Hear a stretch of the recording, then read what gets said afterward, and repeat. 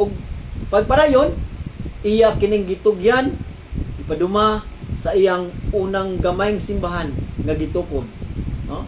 Unang gamayng simbahan nga gitukod ang mga apostoles. Ato kanang mabasa diha sa Ebanghelyo gyapon ni San Mateo kapitulo 18 bersikulo 18. Ingon siya sa iyang mga apostoles.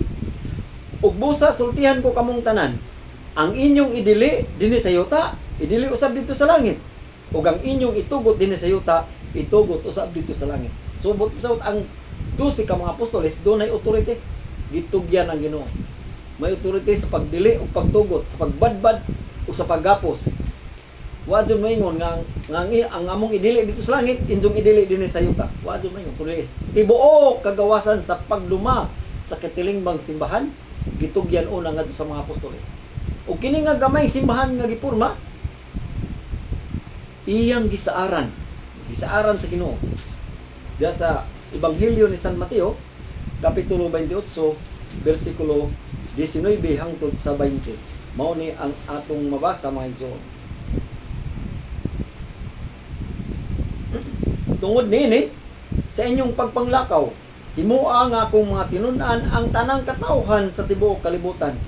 Bunyagi sila sa ngalan samahan, sa Anak, o sa Espiritu Santo, ug tudloi sila pagtuman sa tanan nga akong gisugo kaninyo. Ug hinumdumi, ako magauban kaninyo sa kanunay hangtod sa katapusan sa kalibutan.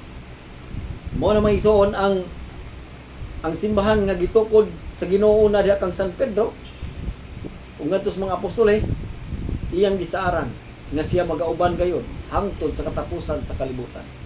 So ang simbahan ug gingharian nga gitukod sa Ginoo nagpadayon paglakaw aron pagpangluwas niadtong mga nangawa.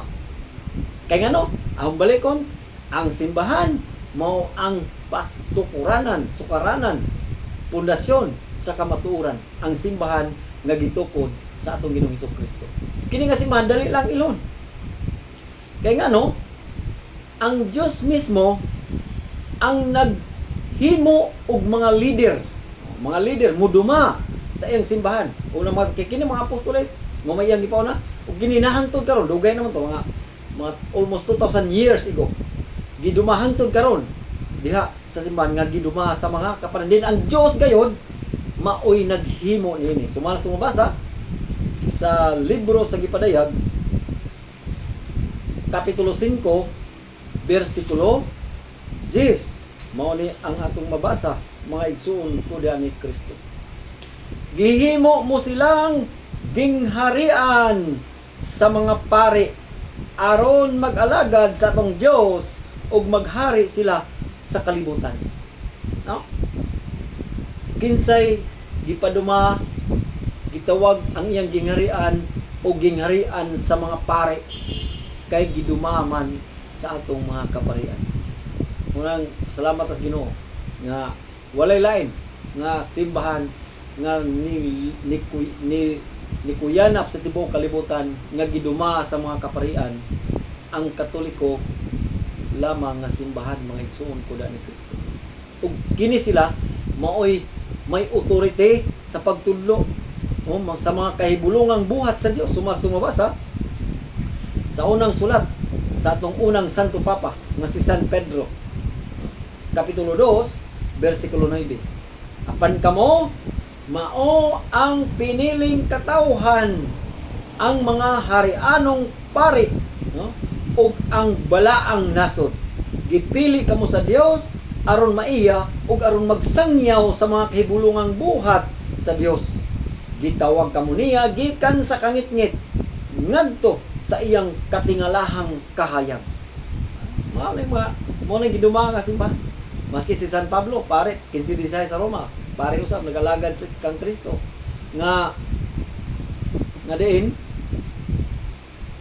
sila may ihatag og authority sa paghalad sa tong paghandom sa paghalad sa atong Ginoong Hesukristo didto sa Kalbaryo pinaagi sa santos nga Eucharistia nga nagsaad og kaluwasan. Ang mga igsoon, daran nito so ang balikon nga kinahanglan nga ang simbahan usak kini kagingan. Buti pa sabot may kaugalingon nga pagdumala, governance. So dili siya rehistrado sa usa ka nasod, kay kini nasod man sa gitawag magbalaang nasod.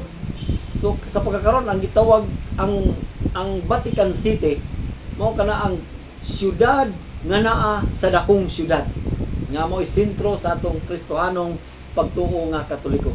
Ang Vatican City din dito ang nagpuyo ang atong makita nga pangulo, no? Visible head nga mao ang atong Santo Papa nga sumusunod ni San Pedro. Gikan kang San Pedro hangtod kang Pope Leo XIV.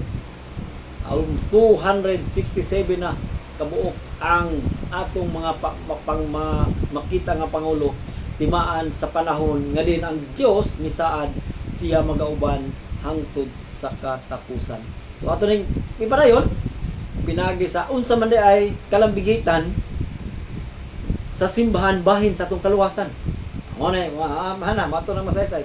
Ngo na magtuon ta sa Biblia Pinay Bible atong tun-an nga makaambit kita sa nako nga gugma og kaluoy nga gipakita sa Dios pinagi sa nga natong Ginoong Jesucristo diha sa simbahan nga mao ang sukaranan sa kamatuoran.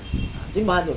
Ang Biblia mismo magtudlo nga di ay ang kinahanglan nga naa kita sa simbahan nga gitukod sa atong Ginoong Jesucristo. Dili man pwede nga ato sa kay suma sa tagna ni diya sa mga salmo nga gawas kun ang Dios may magtukod sa balay kawang lamang kahagon nitong nagtukod nini. Ikaduha mga igsoon, ang Dios wa gayud maguban diha sa mga simbahan nga gitukod sa mga tao. Sumalas tumabasa diha sa sulat ni San Lucas sa buhat sa mga apostoles kapitulo 17 bersikulo 24. Ang Dios nga nagbuhat sa kalibutan ug sa tanan nga nanini mong Ginoo sa langit ug sa yuta ug wala magpuyo sa mga templo nga binuhat lamang sa tao.